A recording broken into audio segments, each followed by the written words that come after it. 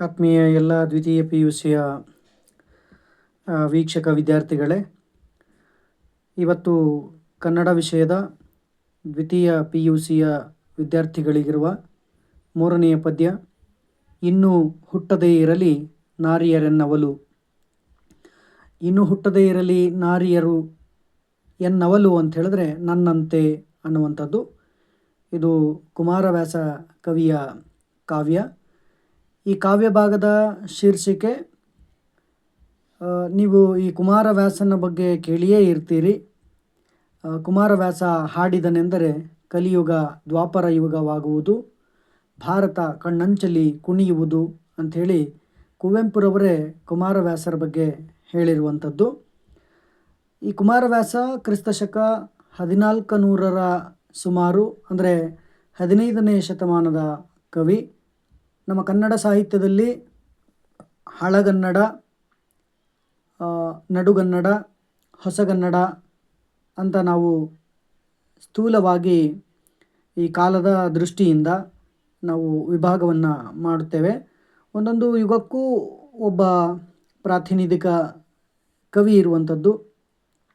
ನಾವು ಆ ಪ್ರಾತಿನಿಧಿಕ ಕವಿ ಅಂಥೇಳಿ ಅವರ ಹೆಸರು ಹೇಳುವಂಥದ್ದು. ಅದರಲ್ಲಿ ಬಹಳ ಮುಖ್ಯವಾಗಿ ಏನು ಅಂತ ಹೇಳಿದ್ರೆ, ಹಳಗನ್ನಡದ ಕಾಲದಲ್ಲಿ ಪಂಪನನ್ನು ಹೆಸರಿಸಿ ಅವನೇ ಒಬ್ಬ ಯುಗ ಪ್ರವರ್ತಕ ಅಂತ ಕರೆದು, ಅದೇ ರೀತಿಯಲ್ಲಿ ನಡುಗನ್ನಡಕ್ಕೆ ಬಂದಾಗ ಕುಮಾರವ್ಯಾಸನನ್ನು ಕೂಡ ನಾವು ಒಬ್ಬ ಪ್ರಾತಿನಿಧಿಕ ಕವಿ ಅಂಥೇಳಿ ಹೆಸರಿಟ್ಟು ಒಬ್ಬ ಯುಗ ಪ್ರವರ್ತಕ ಅಂಥೇಳಿ ಕೂಡ ಕರಿತೇವೆ. ಆದ್ದರಿಂದ ಅದು ಕುಮಾರವ್ಯಾಸ ಯುಗ ಅಂಥೇಳಿ. ಯಾಕೆ ಕುಮಾರವ್ಯಾಸನಿಗೆ ಇಷ್ಟೊಂದು ಮಹತ್ವ ಬಂತು ಅನ್ನೋದನ್ನು ನಾವು ಕವಿಯ ಹಿನ್ನೆಲೆಯಲ್ಲಿ ಅಥವಾ ಬೇರೆ ಬೇರೆ ಸ್ವಲ್ಪ ವಿಚಾರಗಳಲ್ಲಿ ತಿಳಿಯೋದು ಬಹಳ ಮುಖ್ಯ ಅನಿಸುತ್ತೆ. ನಮ್ಮ ಕರ್ನಾಟಕದ ಉತ್ತರ ಭಾಗ ಅನ್ನುವಂಥದ್ದು ಈ ಪಂಪ, ರನ್ನ ಮೊದಲಾದವರು ಬದುಕಿದಂತಹ ಊರು ಅಂತೇಳಿದ್ರೆ ಅದು ನಮ್ಮ ಉತ್ತರ ಕರ್ನಾಟಕ ಭಾಗ. ಈ ಕನ್ನಡಕ್ಕೆ ಬೇಕಾದಂತಹ ಬಹಳ ದೊಡ್ಡ ಕೊಡುಗೆಯನ್ನು ಕೊಟ್ಟವರು. ಅವರಲ್ಲಿ ಕುಮಾರವ್ಯಾಸನ ಊರು ಗದುಗಿನ ಕೋಳಿವಾಡ ಎನ್ನುವಂಥದ್ದು.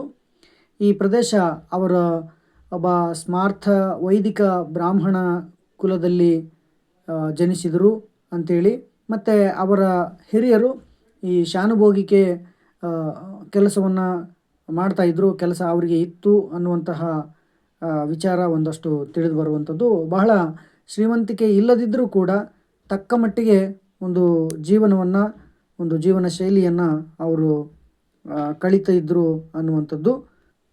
ಅದಕ್ಕಿಂತ ಮುಖ್ಯವಾಗಿ ಅವನ ಜೀವನ ವಿಚಾರಗಳೆಲ್ಲವನ್ನು ಗಮನಿಸ್ತಾ ಹೋದಾಗ ಹಿಂದೆ ಎಲ್ಲ ರಾಜಕೀಯ ಆಳರಸರ ಒಂದು ಆಶ್ರಯ ಅನ್ನುವಂಥದ್ದು ಬಹಳ ಮುಖ್ಯವಾಗಿ ಇತ್ತು. ರಾಜಾಶ್ರಯ ಕಾಲ ಅನ್ನುವಂಥ ಪದ್ಧತಿ ಇತ್ತು.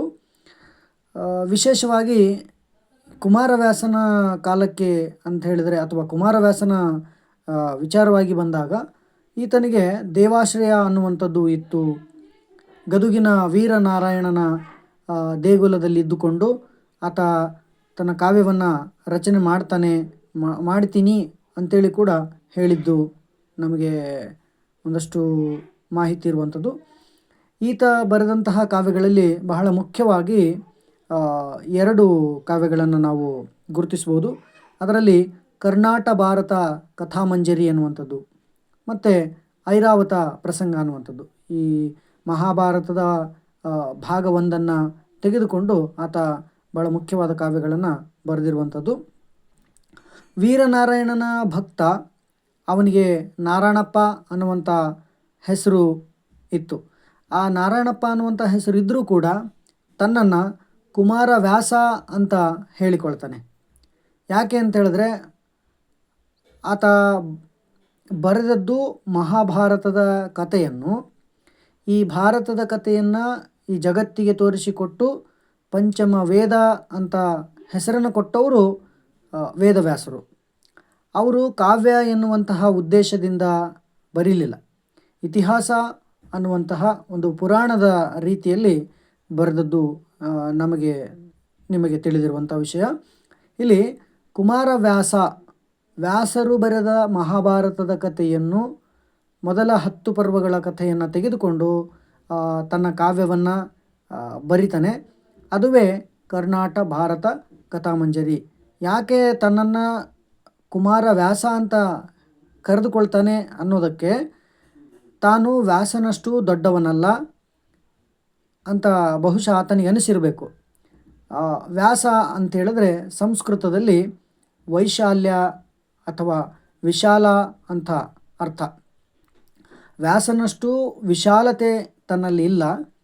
ಆದ್ದರಿಂದ ತನ್ನ ಗುರು ವ್ಯಾಸರಾಯರು ಅಂತಂದರೆ ಇದು ತಪ್ಪಾಗುತ್ತೆ. ವ್ಯಾಸ ಮುನಿಗಳು ತನ್ನ ಗುರು ತಾನೇ ಅಂದುಕೊಂಡು ತನ್ನನ್ನು ಕುವರ ಅಥವಾ ಕುಮಾರ ಅಂತೇಳಿ ಕರೆದುಕೊಳ್ತಾನೆ. ಇದೊಂದು ಮಹಾಭಾರತದ ಪುಟ್ಟ ರೂಪ. ಸಮಗ್ರವಾಗಿ ಮಹಾಭಾರತ ಇಲ್ಲದಿದ್ದರೂ ಕೂಡ ಈ ಮಹಾಭಾರತದ ಪ್ರಮುಖ ಭಾಗ ಅಂತ ನಾವು ಈ ಕಥೆಗಳಲ್ಲೆಲ್ಲ ಗೊತ್ತಾಗ್ತದೆ. ಈ ಪದ್ಯವನ್ನು ನಾವು ಎಲ್ಲ ಚರ್ಚೆ ಮಾಡುವ ಕಾಲಕ್ಕೆಲ್ಲ 10 ಪರ್ವದವರೆಗೆ ಸಾಮಾನ್ಯವಾಗಿ ಈ ಗದಾಪರ್ವ ಮುಗಿದು ದುರ್ಯೋಧನ ಸಾಯ್ತಾನೆ. ದುರ್ಯೋಧನ ಸತ್ತ ನಂತರ ಪಾಂಡವರಿಗೆ ರಾಜ್ಯ ಅನ್ನುವಂಥದ್ದು ದೊರೀತದೆ. ಈ ಕಥೆಗಳನ್ನು ಅಥವಾ ಕಾವ್ಯಗಳನ್ನು ಓದಿದಾಗಲೇ ನಮ್ಮ ಓದುಗರಲ್ಲಿ ಭಾಳ ಏನು ಅಂತೇಳಿದ್ರೆ ನಮ್ಮ ಕುತೂಹಲ ಅನ್ನುವಂಥದ್ದು ಶಿಖರವನ್ನು ತಲುಪಿರ್ತದೆ. ಸೊ ಆನಂತರದ ಕಥೆಗಳಲ್ಲಿ ತುಂಬ ವಿಚಾರಗಳು ಏನಿರ್ತವೆ ಅಂತ ಹೇಳಿದ್ರೆ ತತ್ವಗಳು, ಉಪದೇಶಗಳು, ಇಂಥವುಗಳು ಈ ಎಲ್ಲವೂ ಇದ್ದರೂ ಕೂಡ ನಾವು ಹೆಚ್ಚಾಗಿ ಗಮನ ಕೊಡುವುದು ಆರಂಭದ 10 ಪರ್ವಗಳ ಬಗ್ಗೆ, ಅಂದರೆ ಆದಿಪರ್ವದಿಂದ ಹಿಡಿದು ಗದಾಪರ್ವದವರೆಗೆ. ಆದ್ದರಿಂದ ಈ ಭಾಗವನ್ನೇ ಕುಮಾರವ್ಯಾಸ ಹೆಚ್ಚು ಕುತೂಹಲ ಮತ್ತು ಆಸಕ್ತಿಯಿಂದ ಅದರಲ್ಲಿ ಕಥೆಯನ್ನು ಕುಮಾರವ್ಯಾಸ ಒಟ್ಟು ಸೇರಿಸಿ ಬರಿತಾನೆ. ಆ ಒಟ್ಟು ಸೇರಿದರೆ ಅದನ್ನು ಮಂಜರಿ ಅಂತ ಕರಿತೇವೆ. ಮಂಜರಿ ಅಂತ ಹೇಳಿದ್ರೆ ಗುಂಪು ಅಥವಾ ಗೊಂಚಲು, ಸಮೂಹ ಅಂತ ಅರ್ಥ ಆಗ್ತದೆ. ಇಲ್ಲಿ ಕುಮಾರವ್ಯಾಸನಿಗೆ ನಾರಾಯಣ ಅಂದರೆ ಕೃಷ್ಣ ಆರಾಧ್ಯ ದೈವ. ಹಾಗಾಗಿ ಎಲ್ಲೆಲ್ಲಿ ಕೃಷ್ಣನನ್ನು ಹೊಗಳಬೇಕು ಅನ್ನೋದು ಬಳಸಿಕೊಂಡು ಈ ಭಾರತದ ಕಥೆಯನ್ನು ಹೇಳ್ತಾನೆ. ಅದಕ್ಕೆ ಒಂದು ಕಡೆ ಬರ್ತದೆ, ತಿಳಿಯ ಹೇಳುವೆ ಕೃಷ್ಣ ಕಥೆಯನ್ನು ಇಳಿಯ ಜಾಣರು ಮೆಚ್ಚುವಂದದಿ ಅನ್ನುವಂಥ ಸಾಲುಗಳು. ನಾನು 10 ಪರ್ವ ಅಂತೇಳಿ ಹೇಳಿದೆ. ಅದರಲ್ಲಿ ನಾವು ಇವತ್ತು ಅಧ್ಯಯನ ಮಾಡುವಂತಹ ಮತ್ತು ಈ ದ್ವಿತೀಯ PUCಯ ಪಠ್ಯಕ್ಕಿರುವಂತಹ ಭಾಗ ವಿರಾಟ ಪರ್ವದ ಸಣ್ಣ ಒಂದು ತುಣುಕು. ಅದರಲ್ಲಿನ ಎಲ್ಲ ಪದ್ಯಗಳು ಇಲ್ಲಿ ಕೊಟ್ಟಿಲ್ಲ, ಕೆಲವು ಆಯ್ದ ಪದ್ಯಗಳನ್ನು ಮಾತ್ರ ಕೊಟ್ಟಿರುವಂಥದ್ದು. ಈ ಆಯ್ದ ಭಾಗದ ಹಿನ್ನೆಲೆ ಅದನ್ನು ತಿಳ್ಕೊಂಡ್ವಿ ಅಂತ ಹೇಳಿದ್ರೆ ಪದ್ಯ ಬಹುಶಃ ಭಾಳ ತುಂಬ ಅರ್ಥ ಮಾಡಿಕೊಳ್ಳೋದಕ್ಕೆ ಅದು ಸಹಾಯ ಆಗುತ್ತೆ ಅನ್ನುವಂಥದ್ದು. ಈ ಕುರುವಂಶದವರ ಕಥೆ ಆರಂಭದಲ್ಲಿ ಇದು ಶಂತನುವಿನಿಂದ ಆರಂಭವಾಗುತ್ತೆ. ಶಂತನುವಿನ ನಂತರ ಅವನ ಸಂತತಿ ಹೇಗೆ ಬೆಳೆದು ಬಂತು ಅನ್ನೋದು ಮಹಾಭಾರತದ ಅನೇಕ ರೀತಿಯಲ್ಲಿ ಮಹಾಭಾರತದಲ್ಲೆಲ್ಲ ವರ್ಣನೆಯಾಗಿರುವಂಥದ್ದು. ಆದಿಪರ್ವದಲ್ಲಿ ಮಕ್ಕಳ ಹುಟ್ಟು, ಪಾಂಡವರ ಹುಟ್ಟು, ಅವರು ಬೆಳೆದು ಬಂದಂಥ ಸಂದರ್ಭಗಳು ಇತ್ಯಾದಿ ಕಥೆಗಳು ಬರುವಂಥದ್ದು. ನಂತರ ಸಭಾಪರ್ವದಲ್ಲಿ ಅವ್ರು ಮಾಡಿರುವಂಥ ಸಾಮ್ರಾಜ್ಯ ವಿಸ್ತರಣೆ, ಮತ್ತು ಮುಂದೆ ವನಪರ್ವ ಅಂತ ಅದರಲ್ಲಿ ಜೂಜಿನಲ್ಲಿ ಸೋತು ಅವರು ಹೇಗೆ ಕಾಡಾಡಿಗಳಾಗ್ತಾರೆ ಅನ್ನುವಂಥದ್ದು, ಮತ್ತು ವಿಶಿಷ್ಟವಾದ ಸಾಧನೆಯನ್ನು ಮಾಡಿದರು ಪಾಂಡವರು ಅನ್ನುವಂಥದ್ದು. ನಂತರ ವಿರಾಟ ಪರ್ವ ಅನ್ನುವಂಥದ್ದು. ಈ ವನಪರ್ವದ 12 ವರ್ಷ ವನವಾಸವನ್ನು ಕಳೆದು ನಂತರ 1 ವರ್ಷ ಅಜ್ಞಾತವಾಸದ ಕಥೆ. ಅಜ್ಞಾತವಾಸ ಮಾಡುವುದು ಎಲ್ಲಿ ಅಂತ ಹೇಳಿದ್ರೆ ಮತ್ಸ್ಯನಗರಿಯಲ್ಲಿ ವಿರಾಟ ಎನ್ನುವಂತಹ ಒಬ್ಬ ಭೂಪ ಇರ್ತಾನೆ. ಆ ವಿರಾಟ ಭೂಪನ ಆಸ್ಥಾನ, ಅರಮನೆ ಇತ್ಯಾದಿ ಪ್ರದೇಶಗಳಲ್ಲಿ ಒಂದೊಂದು ಬಗೆಯ ಉದ್ಯೋಗವನ್ನು ಸಂಪಾದನೆ ಮಾಡಿಕೊಂಡು ಈ ಪಾಂಡವರು ಅಜ್ಞಾತದ ಅವಧಿಯನ್ನು ಅವರು ಮುಗಿಸಿಕೊಳ್ಳಲಿಕ್ಕೆ ಪ್ರಯತ್ನ ಮಾಡುವಂಥದ್ದು ಬಹಳ ಕ್ಲಿಷ್ಟಕರವಾಗಿರುವಂಥ ಒಂದು ಭಾಗ. ಆದರೆ ಈ ಅಜ್ಞಾತ ಅನ್ನುವಂಥದ್ದು ಎಷ್ಟು ಕ್ಲಿಷ್ಟಕರ ಅಂತ ಹೇಳಿದ್ರೆ ಹೇಗೆ ಅಂತ ಹೇಳಿದ್ರೆ, ತಿಳಿದ ಕಡೆ ತಿಳಿಯದ ಹಾಗೆ ಬದುಕುವುದು ಅಂತ. ಹಾಗಾದರೆ ಅವರು ಈ ಧರ್ಮರಾಯ ಅನ್ನುವಂಥ ಧರ್ಮರಾಯ ತಾನು ಒಬ್ಬ ಕಂಕಭಟ್ಟ ಅಂತ ಹೇಳಿಕೊಂಡು ಆ ಯುಧಿಷ್ಠಿರನ ಆಸ್ಥಾನದೊಳಗೆ ನಾನು ಇದ್ದೆ ಅಂಥೇಳಿ ಸತ್ಯವನ್ನು ರಹಸ್ಯವಾಗಿ ಇಟ್ಕೊಂಡು ವಿರಾಟನ ಜೊತೆಗೆ ಸೇರಿಕೊಳ್ತಾನೆ. ಪಗಡೆ ಆಟ ಆಡಕ್ಕೆ ಬರುತ್ತೆ ಅಂಥೇಳಿ. ನಂತರ ಈ ಭೀಮಸೇನ ದೇಹ ಗಾತ್ರದಲ್ಲಿ ಬಲಿಷ್ಠ, ಆಮೇಲೆ ಸಹಸ್ರ ಗಜತ್ರಾಣಿ ಅಂತ ಅನ್ನುವಂಥ ಹೆಸರು ಪಡೆದಂಥವನು. ಆತನ ತ್ರಾಣವೂ ಕೂಡ ದೊಡ್ಡದೆ. ಅವನು ಇಲ್ಲಿ ಈ ವಿರಾಟ ರಾಜನ ಆಸ್ಥಾನದೊಳಗೆ ಸೌಟು ಸಟ್ಟುಗ ಈ ಎಲ್ಲವನ್ನು ಹಿಡ್ಕೊಂಡು ರಾಜನ ಆಸ್ಥಾನವನ್ನು ಪ್ರವೇಶ ಮಾಡಿ ಕೆಲಸವನ್ನು ಕೇಳುವಂಥದ್ದು. ಆ ಕೆಲಸ ಕೇಳ್ತಾನೆ. ನಮಗೆಲ್ಲ ಗೊತ್ತಿರುವಂಥದ್ದು ಏನು ಅಂತ ಹೇಳಿದ್ರೆ ಭೀಮ ಉಣ್ತಾನೆ ಅಂತ, ಆದರೆ ಅಡುಗೆ ಮಾಡ್ತಾನೆ ಅಂತೇಳಿ ನಮಗೆಲ್ಲ ಗೊತ್ತಿಲ್ಲ. ಆದರೆ ಅವನು ತುಂಬ ಚೆಂದಾಗಿ ಅಡುಗೆ ಮಾಡ್ತಾನೆ. ಅಡುಗೆ ಮಾಡುವಂಥ ಕೆಲಸಕ್ಕೆ ಇಲ್ಲಿ ಸೇರಿಕೊಳ್ತಾನೆ. ಪಾಕಶಾಲೆಯ ಅಧ್ಯಕ್ಷನಾಗಿ ವಲಲ ಭಟ್ಟ ಎನ್ನುವಂಥ ಹೆಸರಿನಲ್ಲಿ ಅಡುಗೆ ಕೆಲಸಕ್ಕೆ ಸೇರಿಕೊಳ್ಳುವಂಥದ್ದು. ಆಮೇಲೆ ಅರ್ಜುನ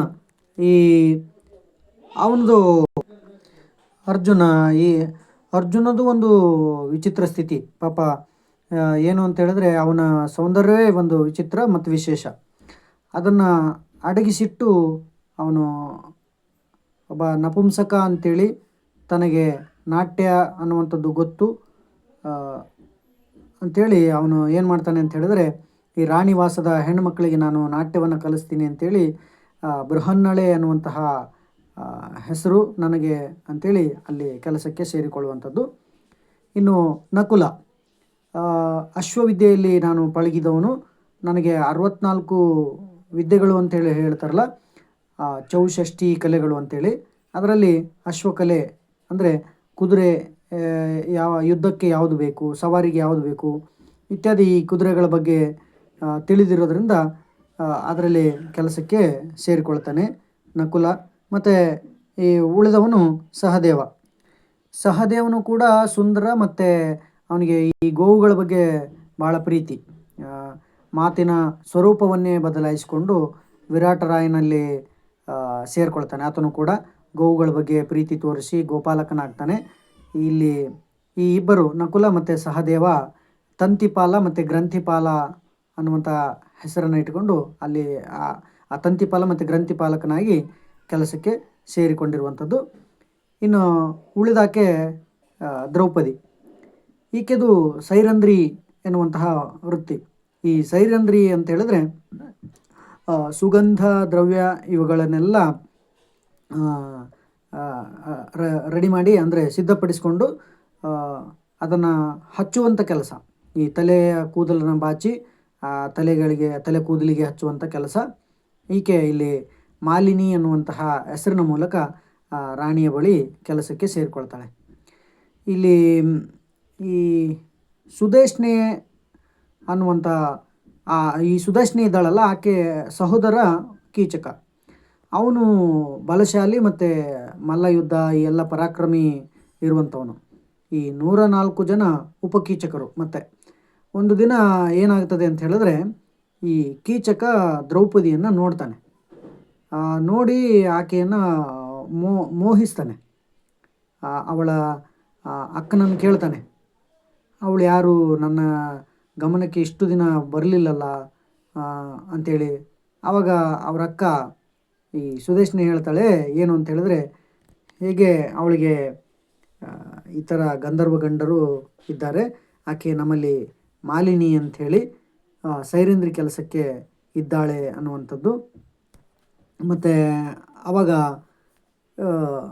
ನನ್ನ ಜೊತೆ ಆಕೆಯನ್ನು ನಾನು ಬರೋ ರೀತಿಲಿ ನೀನು ಹೆಂಗಾದರೂ ಮಾಡಬೇಕಲ್ಲ ನೀನು ಅಂಥೇಳಿ ಅವ್ರ ಅಕ್ಕನ ಹತ್ರ ಕೀಚಕ ಹೇಳಿದಾಗ, ಆಕೆ ಹೇಳ್ತಾಳೆ, ಆಕೆ ಸಹವಾಸಕ್ಕೆ ನೀನು ಹೋಗಬೇಡ, ಅಂಥೇಳಿ. ಆದರೂ ಕೂಡ ಕೇಳದೆ ಕೀಚಕ ಏನು ಮಾಡ್ತಾನೆ ಅಂತ ಹೇಳಿದ್ರೆ, ಒಂದು ದಿನ ಆ ದ್ರೌಪದಿಯಲ್ಲಿ ತನ್ನ ಆಸೆಯನ್ನು ಹೇಳ್ಕೊಳ್ತಾನೆ.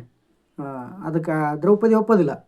ಹೀಗೆ ಒಂದಷ್ಟು ದಿನಗಳಾದ ಮೇಲೆ ಈ ಅಕ್ಕನ ಹತ್ರ ಹೇಳ್ತಾನೆ, ನೀನು ಏನಾದರೂ ಮಾಡಿ ಆ ಸೈರಂಧ್ರಿಯನ್ನು ನೀನು ನನ್ನಲ್ಲಿಗೆ ಬರುವ ಹಾಗೆ ನೀನು ಮಾಡಬೇಕು ಅಂತೇಳಿ ಹೇಳಿದಾಗ, ಹೀಗೆ ಒಂದು ಸಂದರ್ಭ, ಅದು ಉತ್ಸವದ ಕಾಲ ಇರ್ತದೆ, ಬ್ರಹ್ಮೋತ್ಸವ ಅಂತೇಳಿ ನಾವು ಕರಿತೀವಲ್ಲ, ಅಂಥ ಸಂಭ್ರಮದಿಂದ ಇರಬೇಕಾದ್ರೆ ವಿಶೇಷವಾದಂಥ ಒಂದು ಅಡುಗೆಯನ್ನು ಮಾಡಿ ಆ ಕೀಚಕನಲ್ಲಿಗೆ ಕಳಿಸುವಂಥದ್ದು. ಅಂತಹ ಸಂದರ್ಭದಲ್ಲಿ ಈ ಸುರೆಯನ್ನು, ಅಂದರೆ ಮದ್ಯ ಅಂತ ಏನೇನು ಕರಿತೀವಲ್ಲ, ಆ ಮದ್ಯವನ್ನು ಕೊಟ್ಟು ಬರಬೇಕು ಅಂತೇಳಿ ಸುದೇಶ್ನಾದೇವಿ ಮಾಲಿನಿಗೆ, ಅಂದರೆ ದ್ರೌಪದಿಗೆ ಹೇಳ್ತಾಳೆ.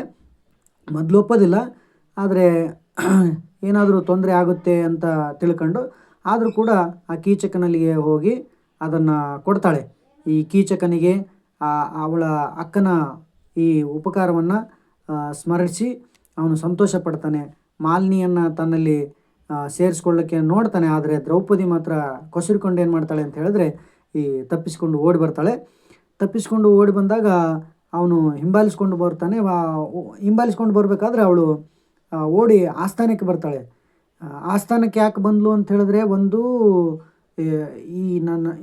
ಈ ತೊಂದರೆ ಅನುಭವಿಸ್ತಾ ಇದ್ದೀನಿ ಅಂಥೇಳಿ ಆ 5 ಜನ ತನ್ನ ಗಂಡಂದಿರು ಈ ಪಾಂಡವರಿಗೆ ಗೊತ್ತಾಗಬೇಕು ಅನ್ನುವಂಥ ಒಂದು ಕಾರಣ. ಮತ್ತಿನ್ನೊಂದು, ಅಲ್ಲಿ ರಾಜ ಇದ್ದಾನೆ, ಅಂದರೆ ಅವರಿಂದ ನನಗೇನಾದರೂ ಪರಿಹಾರ ಅನ್ನುವಂಥದ್ದು ಅಥವಾ ರಕ್ಷಣೆ ಅನ್ನುವಂಥದ್ದು ಸಿಗುತ್ತೆ ಅನ್ನುವಂಥ ಕಾರಣಕ್ಕಾಗಿ ಅವಳು ಆಸ್ಥಾನಕ್ಕೆ ಬರುವಂಥದ್ದು. ಆ ಆಸ್ಥಾನಕ್ಕೆ ಬಂದು ತಲುಪುವಾಗ ಕೀಚಕ ಅಲ್ಲಿಗೆ ಬರ್ತಾನೆ. ಮತ್ತು ಅವಳು ತನ್ನ ವಶಕ್ಕೆ ಆಗದೇ ಇರುವ ಕಾರಣಕ್ಕಾಗಿ ಅವನೇನು ಮಾಡ್ತಾನೆ ಅಂತ ಹೇಳಿದ್ರೆ, ಆಕೆಯನ್ನು ಒದಿತಾನೆ. ದ್ರೌಪದಿ ಆವಾಗ ಆರ್ತನಾದವನ್ನು ಮಾಡ್ತಾಳೆ, ಅಂದರೆ ದುಃಖಿಸ್ತಾಳೆ ಇತ್ಯಾದಿ ಎಲ್ಲ ನಡೀತದೆ.